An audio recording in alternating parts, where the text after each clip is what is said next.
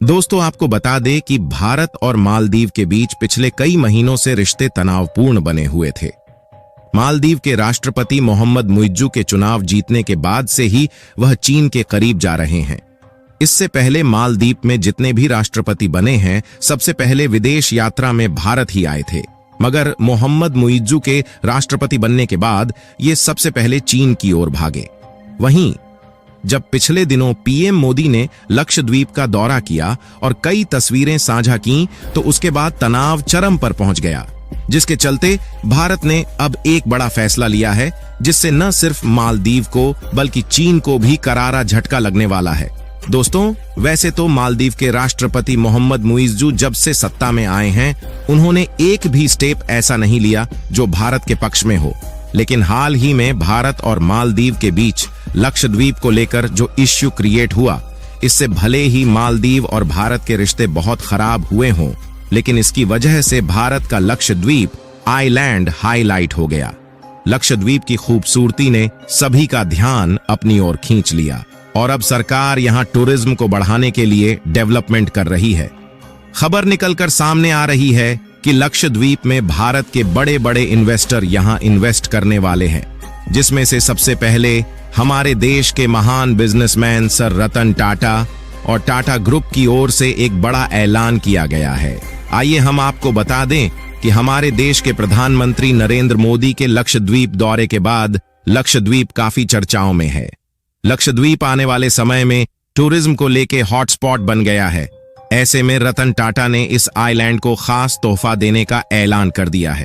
Group की Indian hotels company Lakshadweep में 3 ताज hotel खोलने का ऐलान कर दिया है। साल 2026 में ये होटल पूरा तैयार हो जाएगा और फिर इसे पब्लिक के लिए खोल दिया जाएंगे। इसके साथ साथ लक्षद्वीप में बेहद खास अगत्ती एयरपोर्ट की लेंथ बढ़ाने के लिए सरकार ने L&T को 4500 करोड़ का कॉन्ट्रैक्ट दे दिया है। पिछले कुछ सालों से इंडियन आर्मी ने भारत के सामने लक्षद्वीप में स्ट्रेटेजिक एयरक्राफ्ट कैरियर को डेवलप करने का प्रपोजल रखा था। अब लंबे इंतजार के बाद पिछले 2 महीने से भारत और मालदीव के बीच चल रहे विवाद के चलते भारत बहुत तेजी से लक्षद्वीप में डेवलपमेंट करा रहा है। भारत की सबसे छोटी और खूबसूरत एयर स्टेप अगरती की लेंथ 2800 मीटर तक करने के लिए भारत ने L&T को 4500 करोड़ का कॉन्ट्रैक्ट भी दे दिया है। बहुत जल्दी अगरती को इस तरह से डेवलप कर दिया जाएगा कि यहां बहुत आसानी से टेक ऑफ और लैंडिंग हो सकेगी। दोस्तों, वैसे तो ये सारी डेवलपमेंट लक्षद्वीप में टूरिज्म को बढ़ावा देने के लिए किया जा रहा है, लेकिन इस एयर स्टेप का यूज इंडियन नेवी भी कर पाएगी, जो कि इस वक्त भारत की सुरक्षा के लिए बहुत जरूरी भी है। अब अंडमान निकोबार आइलैंड की तरह ही लक्षद्वीप में भी मिलिट्री ऑपरेशन शुरू हो जाएंगे, जिससे बीच में आने वाले किसी भी खतरे को हम बहुत इजीली कंट्रोल कर सकेंगे। यहां तक कि दोस्तों, फ्लाइंग 19 और स्पाइस जेट जैसी एयरलाइन को अगरत्ती में ऑपरेट करने के लिए पहले ही मंजूरी दे दी गई है। वहीं पर इसी के साथ इंडिगो ने भी यहां पर अपने एयरक्राफ्ट चलाने के लिए इंटरेस्ट शो किया है, यानी कि बहुत जल्द इंडिगो को भी सरकार मंजूरी दे देगी। इसके अलावा सिर्फ अगरत्ती ही नहीं, बल्कि मिनीकॉय और ग्रीनफील्ड में भी भारत सरकार की हवाई अड्डा बनाने की प्लानिंग है।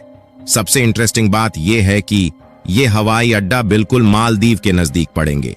तो अगर इन फ्यूचर मालदीव में चीन किसी भी तरह से अपने मिलिट्री इंस्टॉल करता है, जो कि लगभग तय है, क्योंकि चीन पहले से ही मालदीव के एक पोर्ट को 50 साल के लिए लीज पर ले चुका है और हाल ही के डेवलपमेंट को देखते हुए चीन मालदीव में अपने मिलिट्री तैनात कर सकता है, तो ऐसी सिचुएशन में मालदीव के नजदीक हवाई अड्डा बनने से भारत को मिलिट्री हेल्प बहुत जल्द मिल पाएगी। इसके अलावा हमने आपको पहले भी जानकारी दी थी कि टाटा ग्रुप लक्षद्वीप के अंदर ताज होटल्स भी खोलने की तैयारी कर रहा है। टाटा ग्रुप के द्वारा 3 आइलैंड्स सुहेली, मिनीकॉय और कदमत में ताज रिजोर्ट बनाए जाएंगे।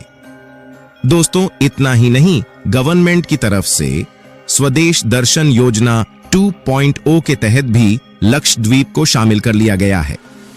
लक्षद्वीप में हो रहे डेवलपमेंट को देखकर आप समझ सकते हैं कि पूरी तरह से टूरिस्टर्स को मालदीव से लक्षद्वीप में शिफ्ट कर दिया जाएगा और भारत सरकार इसके लिए हर पॉसिबिलिटीज पर काम कर रही है। इन सभी डेवलपमेंट से चीन और मालदीव दोनों को ही तगड़ा झटका लगेगा, क्योंकि मालदीव को टूरिज्म सेक्टर में बहुत घाटा होगा तो वही चीन को हम बखूबी काउंटर कर पाएंगे। इस पर अपनी राय कमेंट बॉक्स में बताएं। जय हिंद, जय भारत। अब मिलते हैं एक और इंटरेस्टिंग वीडियो में।